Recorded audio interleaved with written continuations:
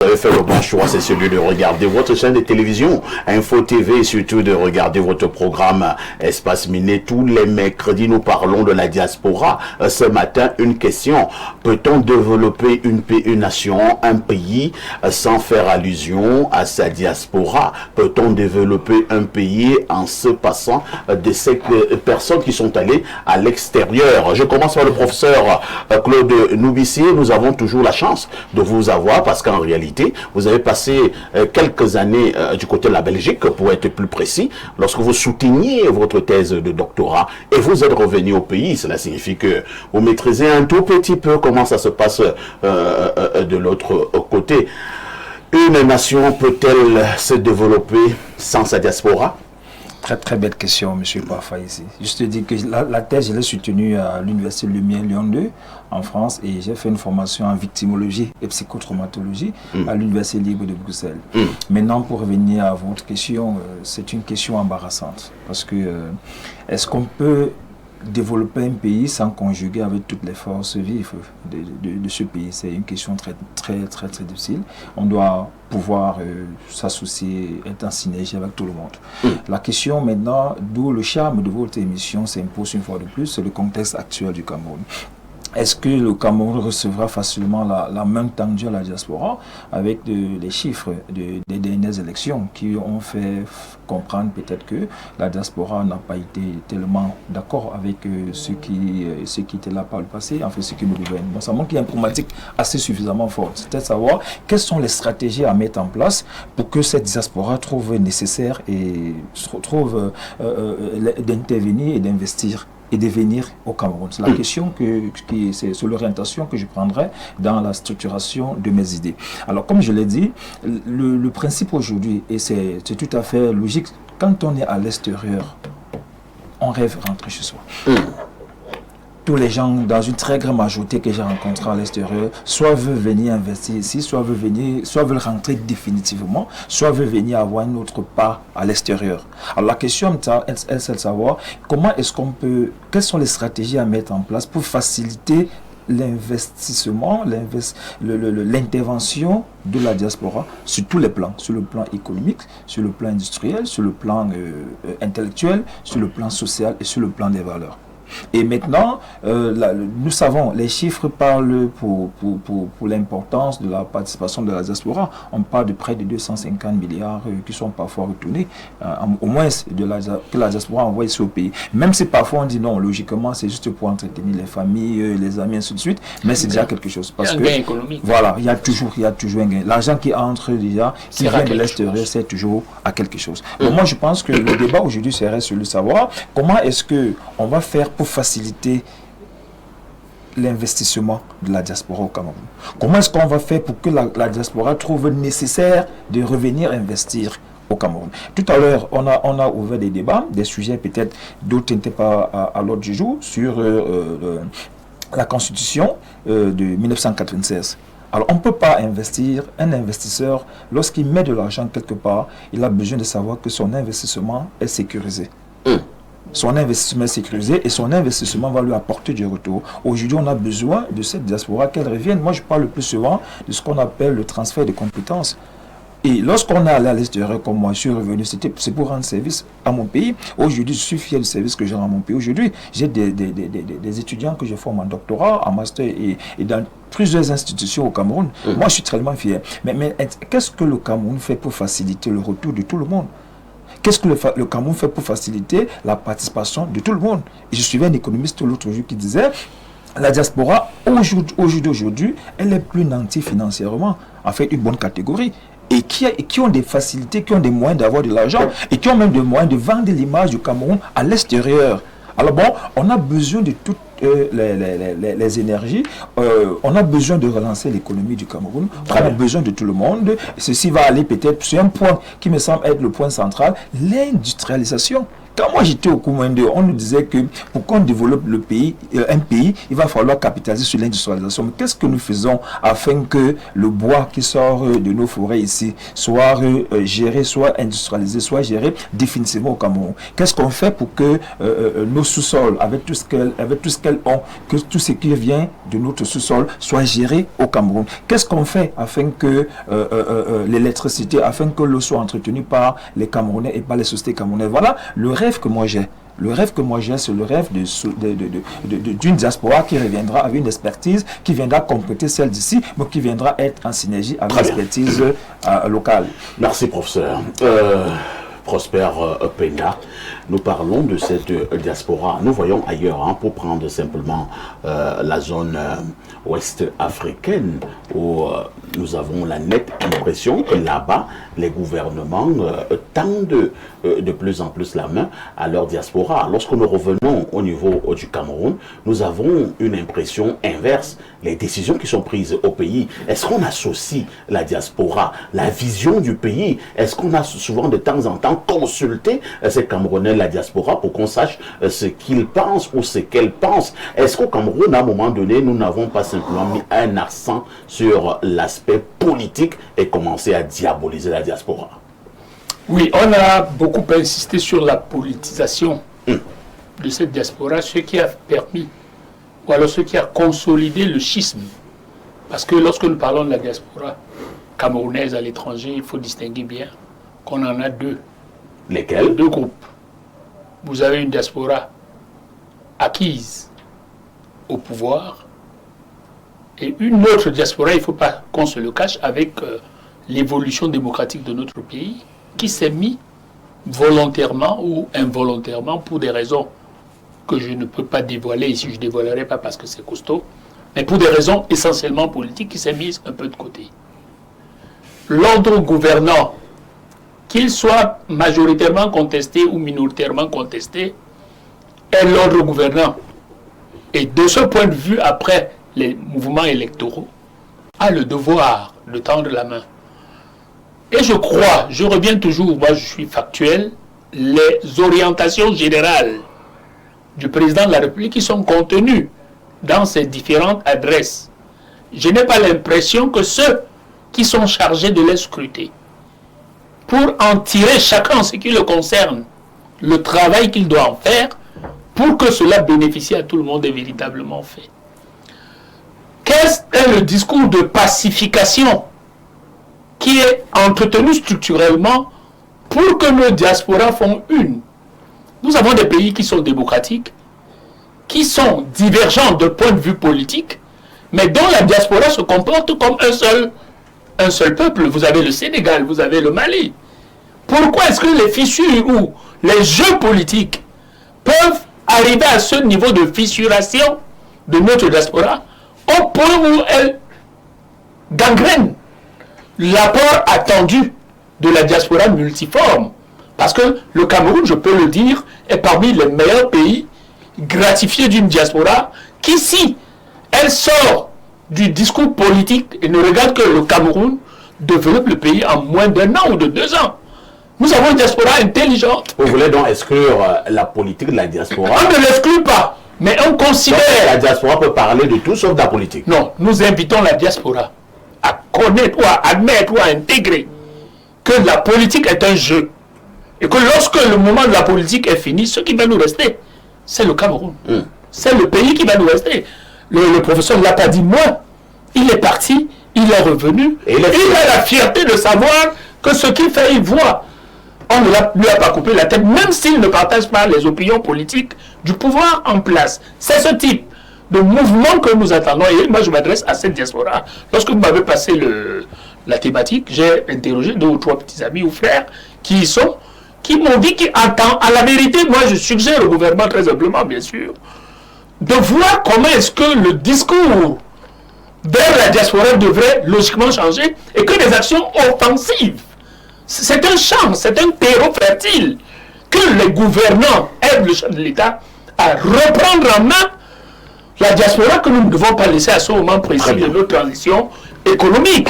Nous en avons absolument besoin et je les invite donc à laisser à terre leurs convictions et leurs divergences politiques pour ne regarder que désormais leur pays, le Cameroun. De toutes les façons, ils ne vont pas être enterrés là où ils sont. Leur pays, c'est le Cameroun. Merci.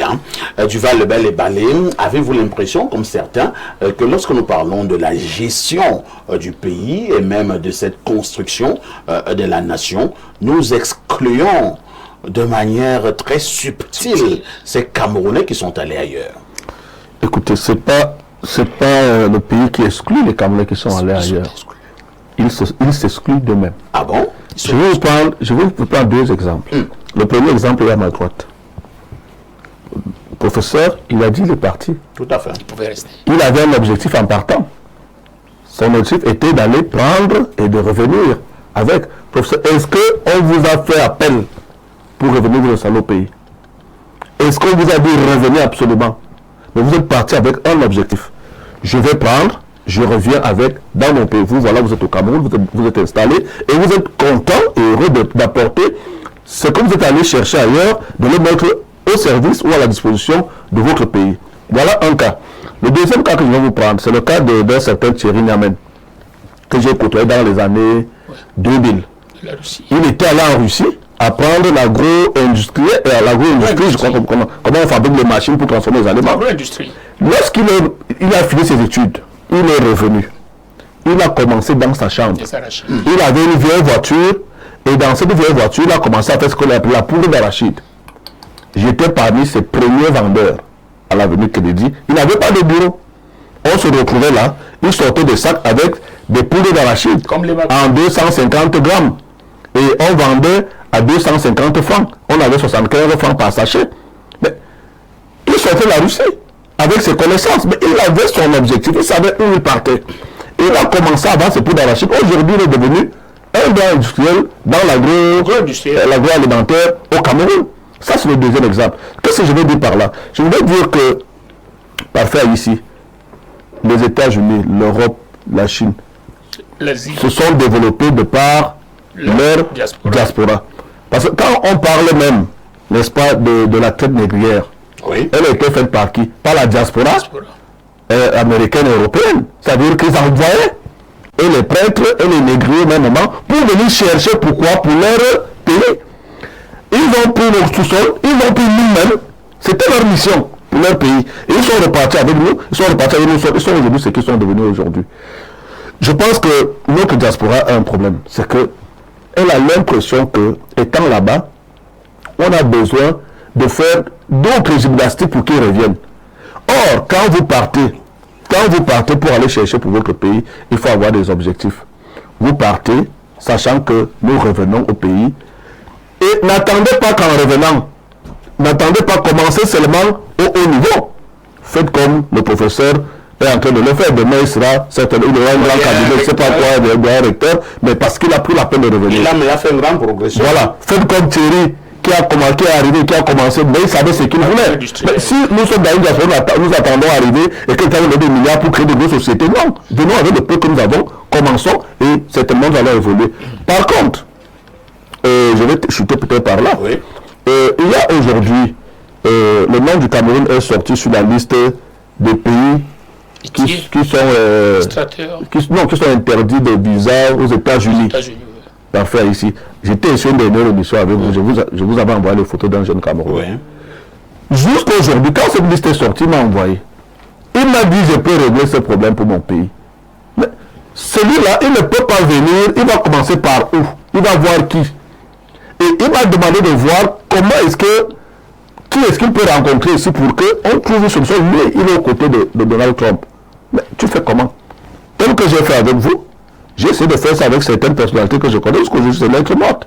Mais le pays a un problème. Mais quelqu'un dit, je vais vous dire, M. Prosper, ce Camerounais pris pour le président Donald Trump, il est son maître spirituel. Mais il vous dit, moi je peux enlever le Cameroun de oui, je peux voir avec, mais il faut quand même, il m'avait dit il y a un soutien diplomatique, oui, c'est clair. Il y a une diplomatie sous-table qu'on peut faire. Mais pourquoi on ne le prend pas au sérieux? Il y a donc ce problème qui se trouve à l'intérieur, où les gens pensent que si on le fait venir, déjà les gens ont fait beaucoup d'émissions aux États-Unis, les gens disent qu'ils ont rencontré le président alors qu'ils ne l'ont jamais rencontré. Moi, depuis que je traite avec le téléphone, j'ai beaucoup d'informations sur les gens qui parlent aux États-Unis. Non, je ne donne pas le nom. Je ne donne pas le nom. J'ai beaucoup d'informations. Donc, ils ont menti. Ils ne l'ont jamais rencontré. Il y a des valeurs comme ça. Ces gens ont peur que s'ils arrivent ici, ils vont les écraser. Et il va révéler certaines choses et les missions ne seront plus effectuées aux États-Unis et ont même peur qu'ils prennent leur place.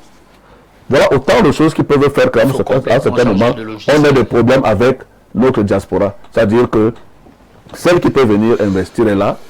Le blocage à l'intérieur. Le blocage parfois est donc pas à l'intérieur. Il ne faut pas le dire doucement.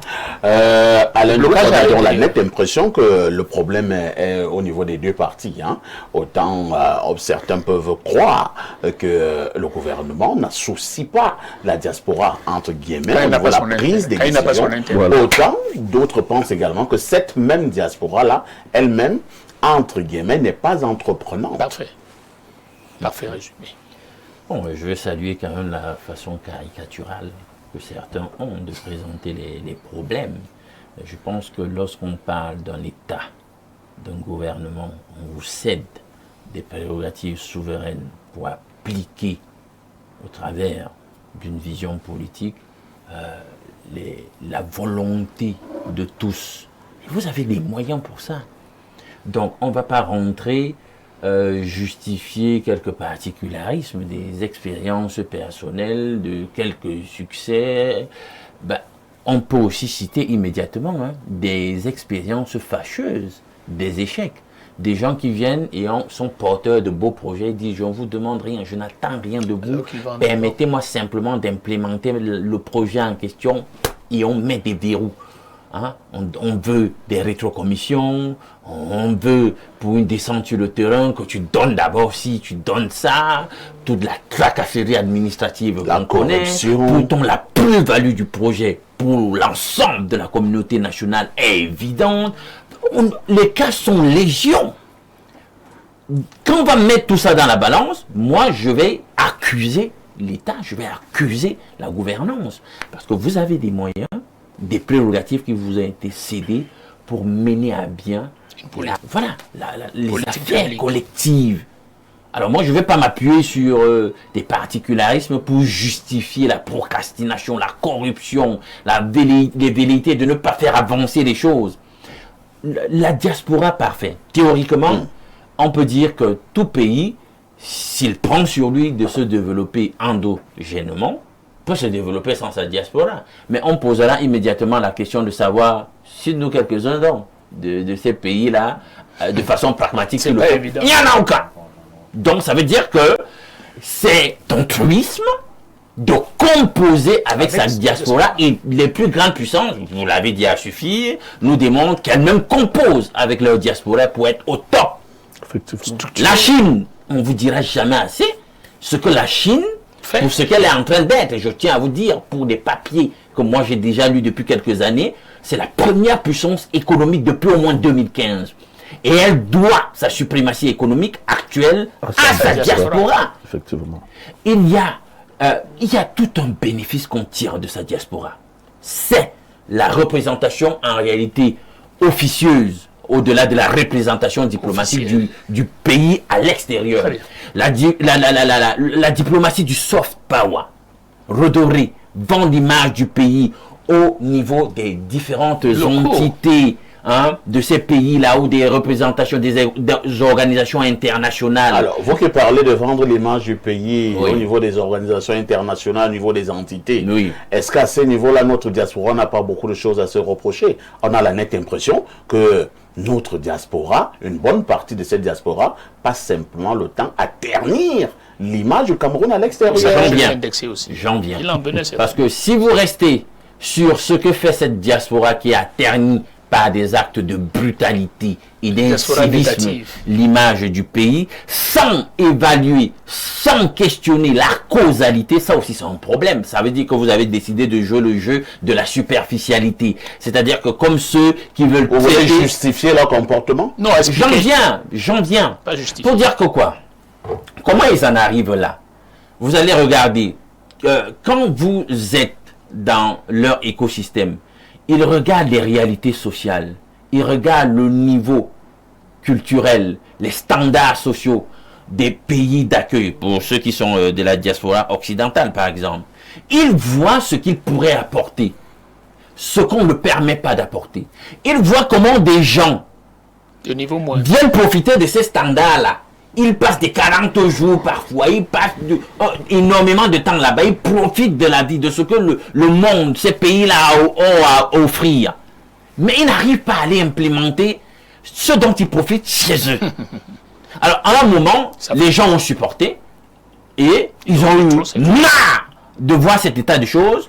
Ils ont des gens là-bas qui sont totalement précarisés et qui sont toujours en posture d'appel à l'aide. On crie vers eux, envoie-nous ci, envoie-nous ça. Mais au pays, qu'est-ce qui se passe? Ils questionnent et se rendent compte que ça ne bouge pas, les lignes ne bougent pas.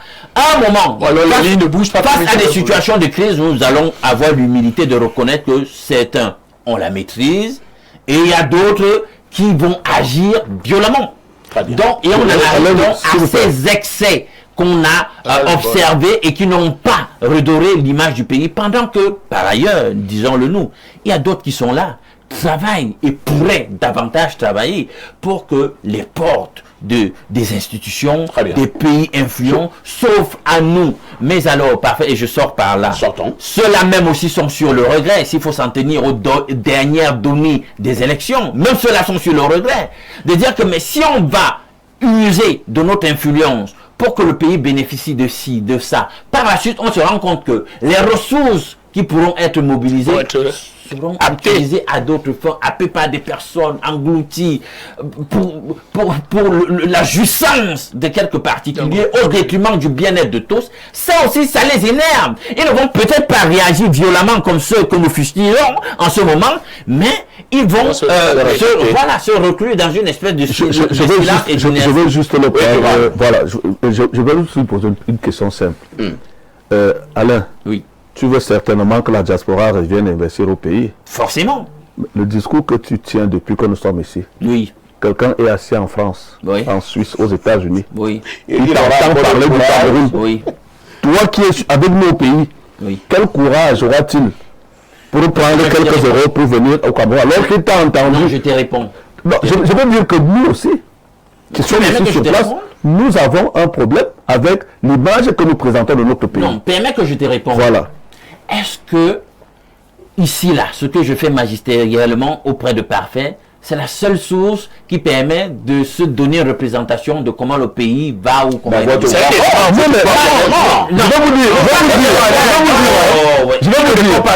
vous dire, une fois je suis passé ici. Tu m'as posé une question, tu peux permettre que je réponde. Une fois je suis passé ici. J'ai eu des gens qui m'ont appelé de la Suisse et de partout par rapport aux jeunes Camerounais qui vivent aux États dont j'ai parlé. C'est dire que quand nous venons ici, on s'écoute, les gens stoppent l'activité. Vous me prouvez ce que vous dites ici? Attends. Vous savez combien de personnes à diaspora vous regardent et qui peuvent se dire un problème. Voilà comment il y a de l'information sur ce plateau. Vous venez pour faire la propagande, certainement. Non, je ne peux pas dire que tout va bien. Non, moi je ne veux pas que je dis que non.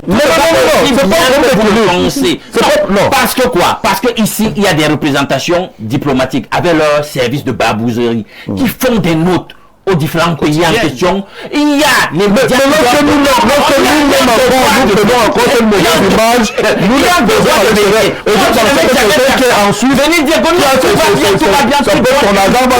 Alors qu'il t'a suivi parler du Cameroun. Je vais donner des fausses informations si je donne des informations qui sont totalement. Est-ce que ces informations que vous donnez sont il faut que tu écoutes ce que je vais dire. Ce que je veux dire, c'est que nos gens de l'autre côté sont disposés à revenir. Maintenant, levons les verrous.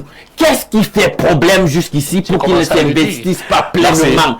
Chacun doit se questionner. Si je vois que tout va bien dans le meilleur des mondes, ceux qui font les leçons, ils ne vont pas juger quelqu'un qui s'auto-censure. C'est ça le problème. Quand quelqu'un fait mal et tu ne fais que lui dire que non, il n'y a pas de problème. Non, quand tu ne vas parler, dire que le Cameroun c'est la corruption, c'est la réellement dit. Qui aura le courage de venir investir? Il y a les alliances de notation sur le sujet. Tout le monde qui prend le pot au sujet de la corruption. Ce n'est pas moi, c'est pas Alain Douk. faut qu'on soit sérieux. Merci. Hein. Nous allons lire les messages. Nous nous calmons d'abord. Merci. Alors, bonjour à vous, le meilleur modérateur du Cameroun, et à tout votre formidable panel. Je voudrais ajouter aux multiples interventions concernant la thématique du jour, le fait que la diaspora aura toujours une influence directe ou indirecte sur le niveau de croissance, tant bien qu'économique que politique. Des transferts de fonds financiers transitent de jour en jour entre l'Occident et le Cameroun, permettant à de multiples familles de se lancer dans l'entrepreneuriat et contribuer à l'accroissement du PNB, le produit national brut, sans compter le fait qu'ils font partie de l'électorat camerounais au même titre que des résidents nationaux. Je vous remercie. Un autre message ce matin. Bonjour à tous sur le panel. Monsieur Alain Douk est un fin penseur et me donne le sourire à chacune de ses prises de parole. Je ne peux que vous dire merci infiniment. C'est me voir depuis Yassa, du côté de Douala. Une autre contribution ce matin. Monsieur Parfait a ici, la diaspora camerounaise est très puissante et très organisée.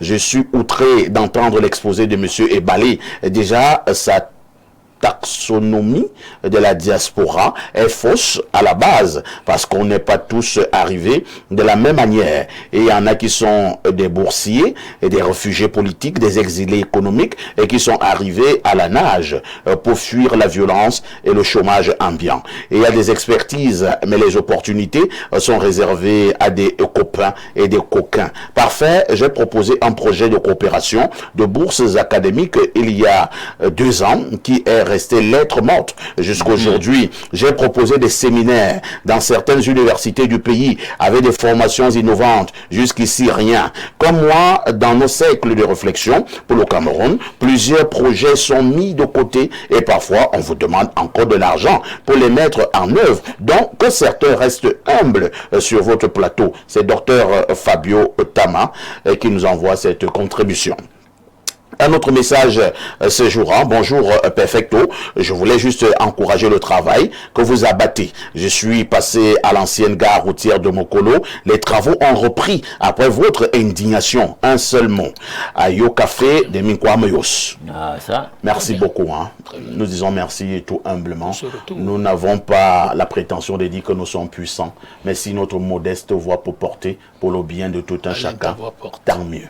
Un autre message ce jour, que disent ces téléspectateurs, nous allons en plus de 125 ans, c'est un message qui nous vient de la Côte d'Ivoire. Salut Perfecto, dites au monsieur de votre gauche que la politique en Afrique n'est pas un jeu. Autrement, pourquoi Anissé a été privé de... Non, vraiment, ne m'amenez pas de ce côté-là. Nous sommes sur un plateau sérieux. Vous n'allez pas m'emballer, je suis désolé. Bonjour, monsieur Parfait. Ici, le rôle de la diaspora est d'être un moteur de développement économique, transfert financier, investissement, création d'entreprises, un pont culturel et politique, promotion de la paix, médiation, une source de transfert de compétences et de savoir-faire, et un acteur de préservation et de diffusion de la culture d'origine, contribuant à l'innovation et au maintien des liens sociaux et culturels entre pays d'accueil et d'origine. Pour notre diaspora camerounaise, quand elles reviennent dans notre pays, elles veulent imposer leur choix sans rien proposer de bon. Ils font la promotion de l'insurrection et de la révolte, ce qui nous laisse croire qu'ils jouent en faveur du colon. C'est Ibrahim qui envoie ce message. C'est à mourir de rire. C'est pas très juste. Alors, cette affaire, le professeur Noubissi, on veut également identifier toute la diaspora sous le prisme politique, parce que quelqu'un a, je sais pas, manifesté bruyamment et par moments brutalement du côté de la France, des États-Unis ou de la Suisse. On prend toute la diaspora, on la catégorise ainsi. Est-ce qu'à un moment donné, ce n'est pas aussi de l'extrémisme? Disons que ce n'est pas une bonne image, une belle analyse, parce que moi qui ai la chance de rencontrer beaucoup de personnes là-bas, on a une très bonne diaspora, déjà à tous les niveaux. À tous les niveaux. Vous savez qu'il y en a qui font dans d'autres activités qui ne valorisent pas, mais celles que je rencontre au quotidien, c'est celles-là qui se donnent à fond. Et il y a des images, si on vous raconte certaines choses que nous rencontrons à partir de l'extérieur quand nous étions là-bas, ce que le téléspectateur a dit, c'est vrai. Moi, je me rappelle, il y avait une bourse à Lyon, et chaque fois on envoyait les dossiers ici, on disait qu'il n'y avait aucun Camerounais qui remplissait le profil. Alors que vous envoyez le dossier. Je vous assure. Les gens renvoient les dossiers ici. Les gens disaient, pour ça, vous êtes sérieux. je vous assure. Quand ça fait dossier, c'est pour être sérieux. Non, parce que ça fait dire la vérité. est sérieux. Il faut dire la vérité, c'est ça. En fait, ton plateau est très sérieux. Si nous ne il faut disons pas le la dire. vérité, demain ça va se retourner contre nous. Moi je crois au karma. Bon, sur quoi je viens chaque fois au c'est là 52 me bureaux délivrer. au ministère. Il faut dire les choses telles qu'elles sont. 40 On a un problème de mentalité. À l'intérieur, On a un problème de mentalité sérieux dans ce pays. comme une pomme bleue. C'est ça le problème. Je vous dis que on dit voici les bourses. On voit les Camerounais pour être formés. Les gens qui prennent ça, ils regardent dans leur environnement immédiat. S'il n'y a pas quelqu'un, et ils vous disent Il y a aucun Camerounais ne pas- remplit le profil. Et on rate le Regarde, Moi, je vous assure. Et il y a eu un Camerounais. Ça, c'est la méchanceté. il faut changer complètement qui, le après logiciel. avoir fait le intérieur. constat, a dû appeler les membres de sa famille et qui ont vu des gens qui avaient le profil. Dans cette école-là, les Camerounais étaient toujours les meilleurs. On vous donne Jusqu'aujourd'hui. à cette époque, on leur donnait 2000, je ne dois pas citer l'école, 2000 euros de bourse par mois et 15 allaient en congé, leur donnaient 20 000 euros. Bon, pour dire En fait, tu quelque vois chose, ça. il y a quelque chose qui ne va pas. Faut taper du poing sur la table, Quand vous votre vivez émission. ça à l'extérieur, vous ne pouvez pas penser à Ça rentrer. révolte. Ça vous révolte. C'est révoltant. Quand vous voyez les gens qui cassent, je ne suis pas pour les casses, mais si les gens vous disent... C'est un vous extrémisme avez dit une fois mental. que si Ils tu sont prends l'avion, excédés. tu quittes le Cameroun, tu pars à Paris, tu arrives à l'aéroport Charles de Gaulle. Et si tu arrives au Cameroun, tu auras besoin de rentrer en France. Parce qu'il y a un problème que nous devons gérer. Le problème, c'est d'abord celui de la mentalité. Qu'on comprenne que le développement du pays, du Cameroun, demande à composer avec tout le monde. Ce n'est Il y a pas un parce que travail ton mental. frère et ta soeur ne remplissent pas des conditions. Qu'un autre frère de toi. Notre ne doit pas le faire. Quelle est l'image que nous vendons du Cameroun à l'extérieur? C'est de cette image-là que nous devons parler. Et c'est ça qui révolte. C'est ça qui crée des tensions au niveau des gens qui sont à l'extérieur. Si on prend le cas de la santé, si on prend le cas, en fait, franchement, c'est très compliqué, mais disons tout simplement que actuellement, ceux qui nous gouvernent ont un travail sérieux à faire. Il faut revoir les mentalités. Il faut rendre vivables et vivants tous les Camerounais à tous les niveaux, à toutes les couches sociales auxquelles Tu as ils mis le doigt appartiennent. dans une thématique. Prosper Penda, est-ce que l'ordre gouvernant est conscient de ce que ces Camerounais de la diaspora doivent revenir au pays et que ces Camerounais de la diaspora sont d'ailleurs les premiers ambassadeurs de notre pays justement à l'extérieur? Est-ce que l'ordre gouvernant, il n'est pas temps que cet ordre-là soit un peu plus conscient? Si je dis qu'ils ne sont pas conscients, je mens à moi-même. Je crois qu'il y Ils sont donc conscients. il y a manifestement à C'est l'intérieur donc quoi la méchanceté? une bonne dose. Non, la méchanceté ne traduit pas suffisamment. La cruauté? C'est un peu de la... Non, c'est du Le cynisme. vampirisme? Le vampirisme même à la limite. Parce que ça sort de l'entendement. On ne peut pas comprendre que nous en soyons arrivés là. Il a bien décrit Le professeur. l'expérience. Je suis un commis de l'État jusqu'à un certain niveau de sanction des dossiers administratifs. J'y ai passé 17 ans. Mais c'est révoltant. C'est l'apanage de certains. Si vous ne marchez pas comme ils veulent, vous êtes détruit immédiatement.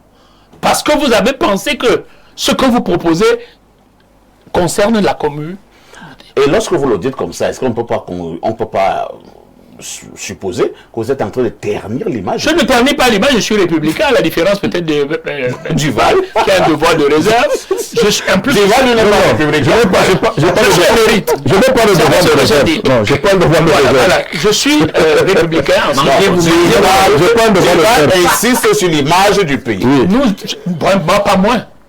Moi, pas moins. Je dis ici qu'il y avait une division au niveau de la diaspora et une division interne ici. Mais en même temps, il faut rester lucide. Très lucide. Je suis émérite. Ma carrière est derrière moi. Et à un certain niveau, comme je l'ai dit. Voilà tant pourquoi au plan- peut-être vous parlez à tant au plan administratif qu'au plan social. À la vérité, nous avons intérêt, parce que c'est notre pays à nous tous, à changer globalement de logiciel. Et là, je m'adresse directement à celui à qui le peuple vient de renouveler le chef de l'État. Je parle français. À qui le peuple vient de renouveler très difficultueusement son pouvoir, de lui reconfier le pouvoir. Si on n'admet pas que depuis 2011, le niveau d'affection que le peuple camerounais a pour le chef de l'État est allé décrescendo. Et on sait pour quelle raison je dis 2011. Cela s'est exprimé en 2018 à Caracolé. C'est la première fois où le résultat du chef de l'État frôlait les 70% depuis tout son magistère. Cela n'a pas cessé de dégringoler. En 2025, on a tous vu ce qui se passe. Heureusement, la République a prévalu, elle prévaut, mais nous devons penser que on doit tirer les leçons. Le chef de l'État, dans son intérêt principal et de ce qu'il va rester à la postérité, doit impérativement changer l'équipe. Est-ce que le chef de l'État peut encore? Je pense qu'il a l'homme que j'ai vu. On peut avoir la volonté, mais je peux avancer. Ce n'est pas la force physique. Il a la volonté intellectuelle et l'homme que j'ai vu n'est pas encore au seuil maximal de sa capacitation. L'homme que j'ai vu au palais de l'Unité, je le donne dans on le dit depuis 2018. L'homme que j'ai vu au palais de l'Unité, ce n'est pas une image, ce n'est pas une loque humaine. C'est un monsieur qui identifie les gens, qui les connaît. Je vais vous révéler une anecdote. Oui. On en est là. D'une personne qui n'est pas moins douce, qui n'est pas très douce vis-à-vis de ce pouvoir. C'est un très grand cadre de la justice camerounaise, mais libéral. Je ne veux pas le Il était ancien ministre. Il n'est pas ministre, il est membre. Il était ministre. Est-ce qu'il a été ministre? Bon, il était ministre. Il n'a pas encore été ministre. Il n'a pas encore été. Il n'a pas encore été. Il milite activement d'ailleurs contre le pouvoir, mais de manière très fine. Ce serait un certain Claude, pour ne pas le nommer. Mais qui vous a dit que sa satisfaction lorsqu'il est arrivé au palais de l'Unité a été... Parce qu'il avait un doute, le même doute que moi j'avais aussi, d'avoir l'impression que sur le plan physique d'abord, la main de ce monsieur dégage une vitalité. Voici les choses qui énervent la diaspora. Ça ne doit pas l'énerver, n'est pas là. Mais c'est un détail. Lorsque physiquement vous n'êtes pas capable, intellectuellement vous prenez un coup. Et si la santé physique du chef de l'État lui permet d'avoir cette vitalité intellectuelle telle qu'on me le confirme, ceux qui tournent autour de lui, j'ai le sentiment que c'est à lui que je m'adresse, il doit changer. Est-ce que nous ne devons pas le ressentir au niveau des actes que d'aller le ressentir au niveau de la forme humaine? Non, vous m'avez posé une question. Et moi, je vais arriver à votre réponse. J'ai l'assurance aujourd'hui que l'équipe qui va le mettre en place, il va mettre cette équipe quand? Dans son échéancier, il va mettre une son équipe en place. Ça peut il vous l'a dit. Je ne pense pas que c'est un homme qui dit et qui se dédie. Ça, au moins, c'est une constante, même si le moment de sa réaction n'est pas le vôtre. Vous vous rappelez du jour dit? Même si son moment n'est pas le vôtre, retenez-le bien. Vous vous rappelez du le jour timing du chef de l'État n'est pas le vôtre. Ce que je sais, c'est que pour la première fois... Vous avez fait une thèse. Hein, pour la première fois, il a dit que je vais mettre un gouvernement en place. Maintenant, le timing, ça lui revient. Il y a d'autres enjeux qui peuvent faire en sorte que ça traîne. Il y a d'autres enjeux qui peuvent justifier plus importants et immédiats. Mais je sais qu'il a intégrer toutes les récriminations du peuple qui lui sont exprimées depuis 2011. Merci. Allons rapidement au niveau de la messagerie qui explose comme d'habitude. Bonjour Perfecto. Respect à tous les panélistes. La diaspora est constituée du bon grain et des livraires. Le bon grain investit au pays, crée de l'emploi et contribue significativement à la création de la richesse et au développement. Et à livraire constitué des arnaqueurs. C'est malheureusement la majorité. Ils gagnent des marchés au pays et margent dans le budget de l'État et nous narguent avec l'euro de nos impôts. Un autre message ce jour, que dit ce téléspectateur? Alors, le téléspectateur me dit qu'il est toujours scotché. Il dit bonjour grand frère et il filme mon image à la télé, il m'envoie. Vous voyez, donc on a toutes sortes de téléspectateurs. Alors, nous prenons ce dernier message qui nous vient du plus 49 et c'est un message de l'Allemagne. Bonjour à tous sur le plateau. Monsieur Parfait Haïssi, je vais essayer d'être le plus bref possible. Si c'est ce que tu appelles bref, je vois que c'est long. Je vais donc essayer d'être le plus bref possible en me focalisant uniquement sur le Cameroun. Oui, le Cameroun peut se développer sans l'apport de la diaspora, mais ce serait beaucoup plus lent, plus coûteux et moins efficace. Le Cameroun peut se développer uniquement avec 1. Ses ressources naturelles, agriculture, mines, énergie. 2. Son capital humain local. 3. Une bonne gouvernance. 4. Des politiques économiques cohérentes. Plusieurs pays se sont développés surtout grâce à leurs forces internes. Exemple, certains pays asiatiques. Dans la diaspora, dont la diaspora n'est pas une condition absolue, mais un accélérateur clé. Merci d'avoir lu tout le message. C'est Kenzo de Brême. Monsieur Parfait, ici, quand je t'envoie ma contribution, je remets seulement entre les mains de Dieu afin que tu puisses lire. Tu vois donc que j'ai lu. C'est notre ami de l'Allemagne. Il a envoyé le message, il était 11h23. Et il renvoie le deuxième message, c'est de pitié, à 11h43. Non, vous avez été lu. Merci au professeur Claude Noubissier, merci à Duval Lebel et Balé, merci à Alain Doug, merci à Prosper Penda. Nous avons la ferme conviction que qu'on le veuille ou pas, on construira ce Cameroun avec les Camerounais de la diaspora. Ne ratez surtout pas la rediffusion de votre programme, c'est tous les soirs à partir de 22h30 avec tout ceci. Que faites-vous encore ailleurs?